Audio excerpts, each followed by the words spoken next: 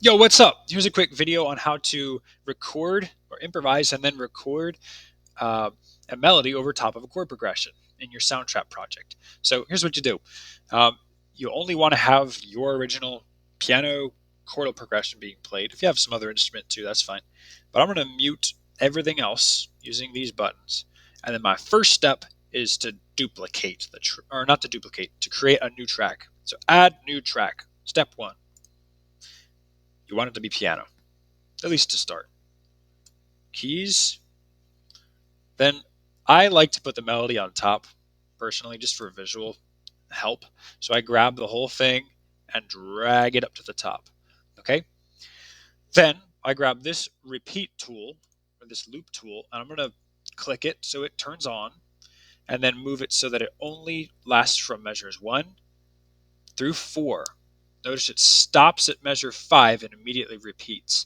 This will allow me to hear the progression over and over and over again while I record and play on top of it. Here's what it sounds like right now.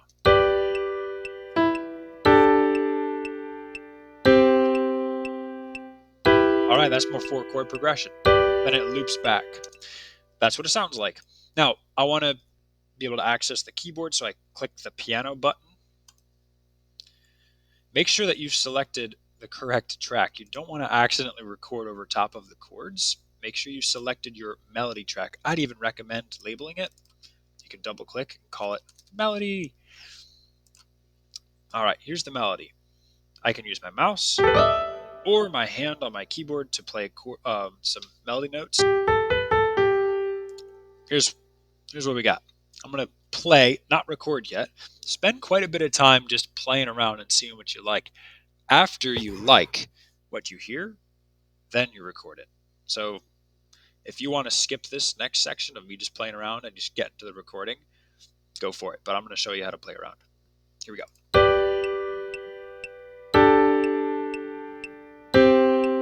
All right. Here goes nothing.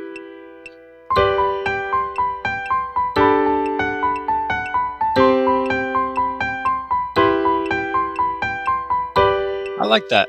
I think I'm going to record it. If yours is not as complicated, if it's like,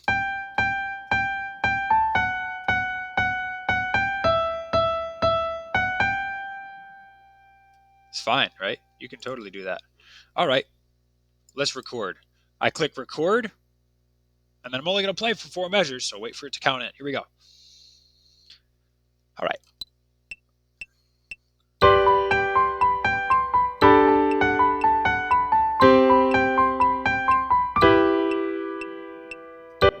Done. It's finished. Let's hear what it sounds, though. I bet you it's going to be sloppy. Here we go. It's okay. Now, you might remember the trick to fixing the sound and making it align perfectly is quantizing. So you hover over, click Edit, and quantize to the nearest 1. Oh, if you do the nearest 1, it's actually not going to work. Watch what happens. Boom. It just made everything into a chord again. Oh no. Not good. So instead, I want to make it to the nearest subdivision of what I'm doing. Now, this is tricky. This is tricky. How many subdivisions do I have here? We'll count them up.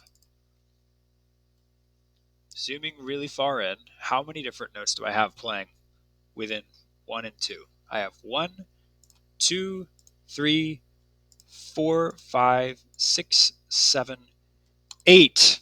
That tells me I need to quantize to the nearest 8th note. So I'm going to click Edit, quantize the whole thing to the nearest 8th note. Let's see how I do.